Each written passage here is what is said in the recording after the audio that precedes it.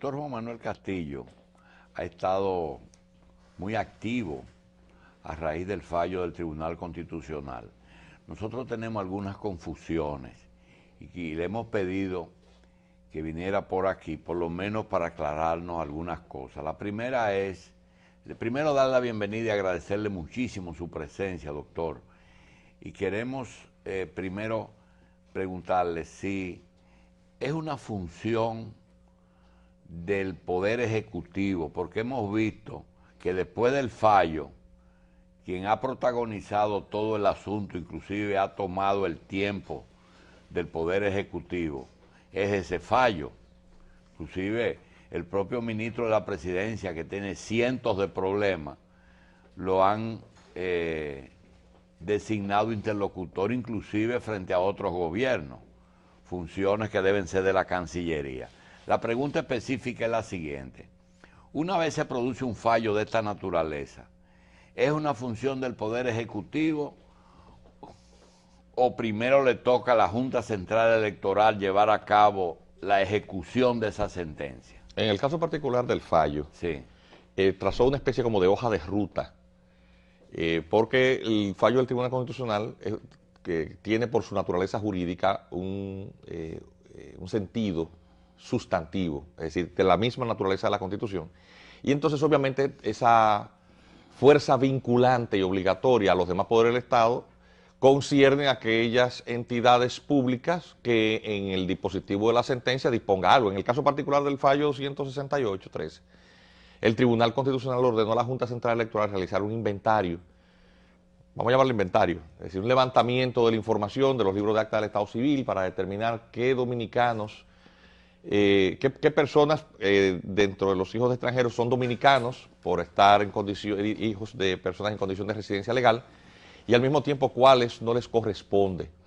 Le dio un plazo al Poder Ejecutivo para ejecutar un mandato de una ley que tiene 9 años de promulgada y que el Poder Ejecutivo no ha cumplido. Entonces, en esta parte, lo que hace es exhortar al Poder Ejecutivo, es decir, no le pone un plazo porque no vamos a decir que invadiría la esfera constitucional del Ejecutivo, lo exhorta, pero la ley en su artículo 151 establecía eso. Entonces, ¿qué pasa con lo siguiente?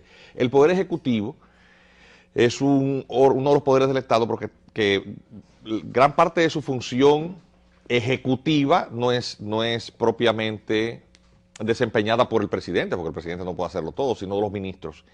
Y hay unas leyes de secretarías de Estado o de ministerio que establecen las funciones de cada uno. Entonces, ¿qué ocurre? Todo lo que tiene que ver con migración no corresponde al ministro de la Presidencia, corresponde al ministro de Interior y Policía. Y todo lo que tiene que ver con política exterior tampoco corresponde a este funcionario, sino que corresponde al Ministerio de Relaciones Exteriores. Entonces, ¿qué pasa? Cuando se habla del plazo de los 90 días, no es porque el Tribunal Constitucional disponga ese plazo para la ejecución del mandato de la sentencia, sino porque la ley establecía eso. Efectivamente, el presidente, en cuanto al mandato de la ley, lo ha hecho. Es decir, inmediatamente se le notificó la decisión, él convocó el Consejo, hizo una primera reunión que mandó a elaborar este plan.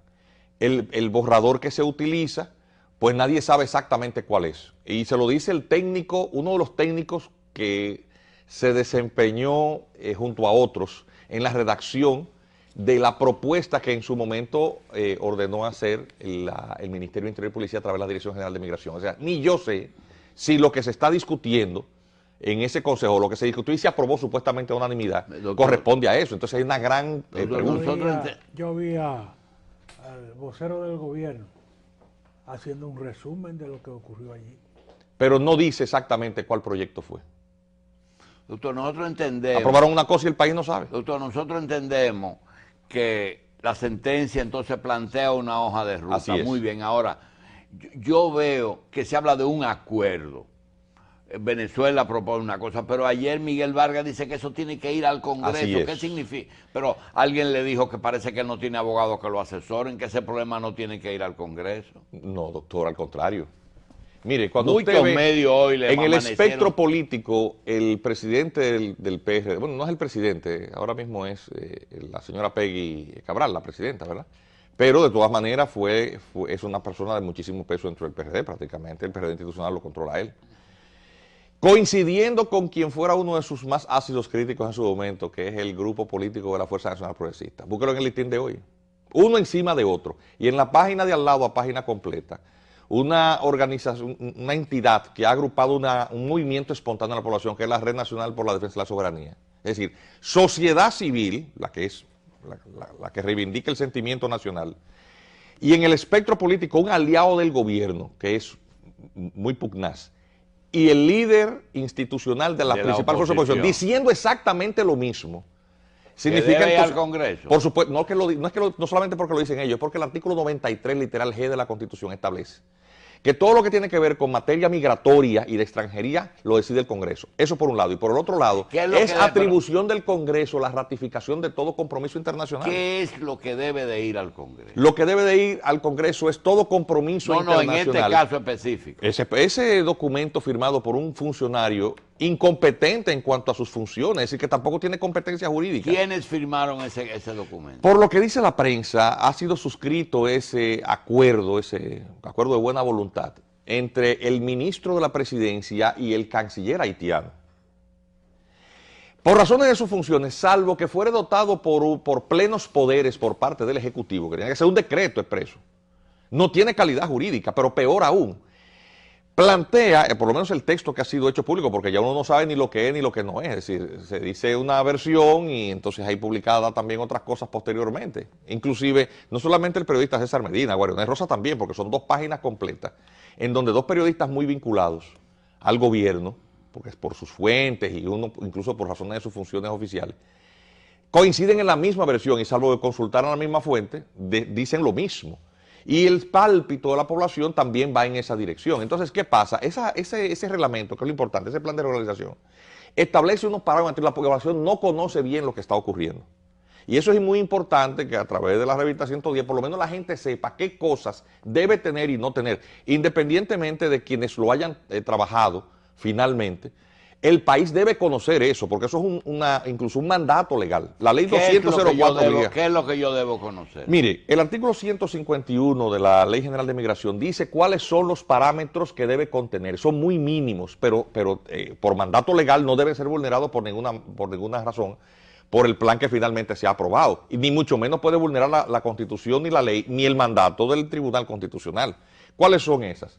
Dice el artículo 151 que dicho plan debe contemplar al menos los siguientes criterios. Muy breve, dice. Tiempo de erradicación del extranjero en el país. Hay que poner una fecha.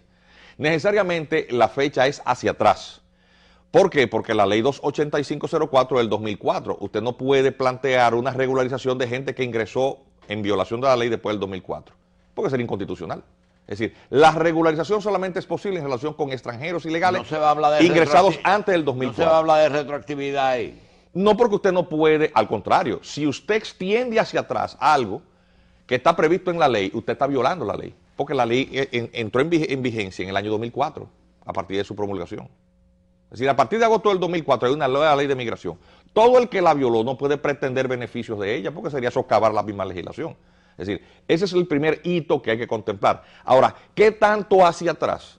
Originalmente, quienes prepararon este primer borrador habían planteado un plazo máximo de 28 años hacia atrás del 2004, es decir, a partir del año 1984. Y se había tomado, entre muchísimos parámetros, el tema de la de la salida del poder de Duvalier, de la dinastía Duvalier.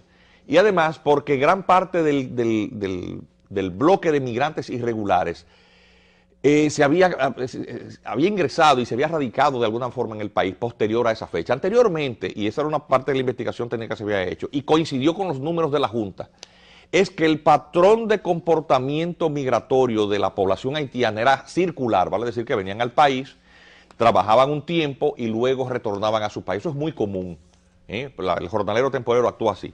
El segundo parámetro es vínculos con la sociedad. Y lógicamente lo que debe hacer ese plan es establecer cuáles son esos criterios con los cuales usted determina lo que es el vínculo con la sociedad. Vale decir, haber procreado familia, tener un trabajo estable, haber establecido alguna actividad que le vinculara con una sociedad. Relación comercial. No, porque hay otros parámetros más, son condiciones laborales y socioeconómicas. En el caso, por ejemplo, de una persona que tiene un trabajo estable, pues bien, evidentemente eso es un parámetro a tomar en cuenta. O si es una persona, por ejemplo, que ha tomado crédito, si ha cumplido con él, si ha vivido en el mismo lugar, alquilado o propietario. Eso, hay muchísimos parámetros para determinar esto. Y entonces el mandato de la ley dice que la regularización solamente puede ser hecha con el manejo individual de cada caso o por familia, es decir, que es imposible hacerlo de manera colectiva. Por lo tanto, también es menos entendible qué fue lo que hizo el ministro de la Presidencia. Pero usted sabe por qué lo quieren hacer de manera colectiva, ¿verdad? Bueno, claro, porque detrás de todo esto hay una presión para que República Dominicana absorba la mayor cantidad posible de haitianos. Sí. Esa es la realidad. El que se llame engaño es porque quiere autosugestionarse. Todo el mundo sabe. Y lo del censo de los 400,000 es verdad, no son más. Es que fíjese lo que ocurre, el levantamiento de la información que hace la Junta Central Electoral, que coincide con otras investigaciones que uno de manera académica había hecho.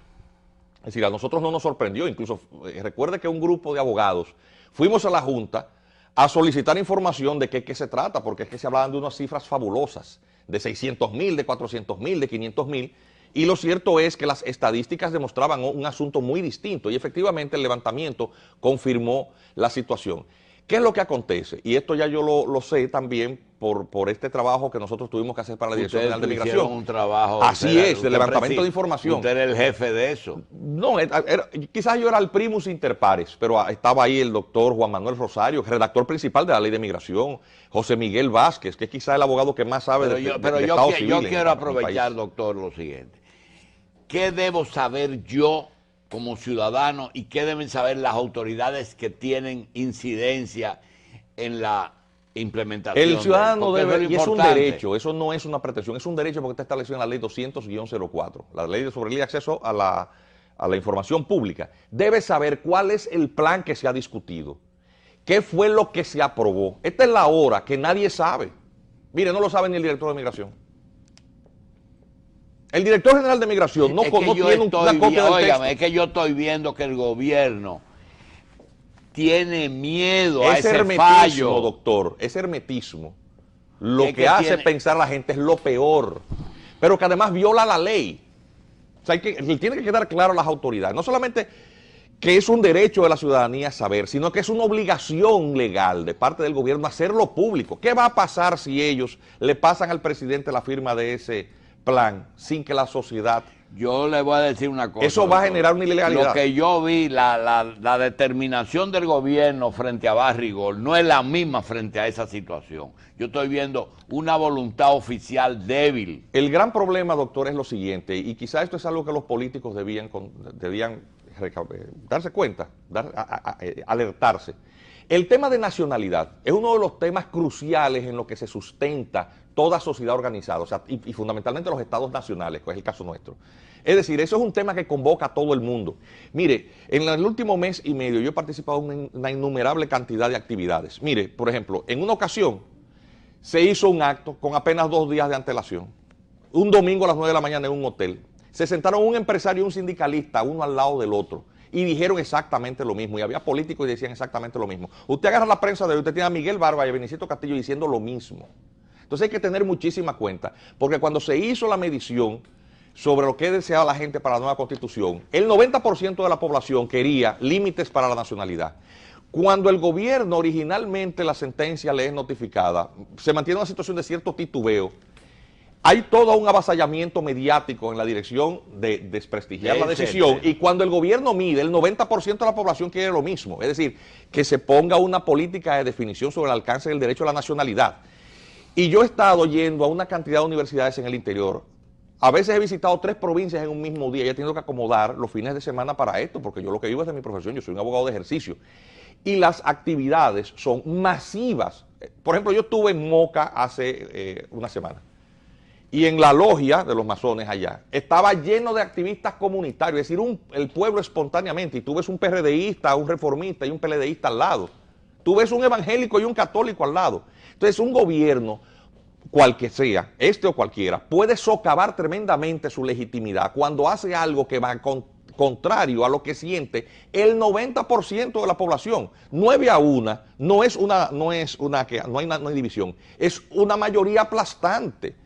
Cuando 1 de 9 solamente está en una posición y los otros 9 en la otra, los gobiernos tienen que tener muchísima cuenta, y el presidente Medina tiene que tener muchísima cuenta, porque en los países en donde estas políticas irresponsables se ejecutan, contrario a lo que sienten las mayorías, se producen situaciones de inestabilidad. Entonces, obligatoriamente y hasta por prudencia, el presidente Medina está obligado a hacer público esto antes de firmar ese decreto. Porque si hay alguna violación legal, olvídese, el primero que va a firmar una acción de inconstitucionalidad soy yo. El primero.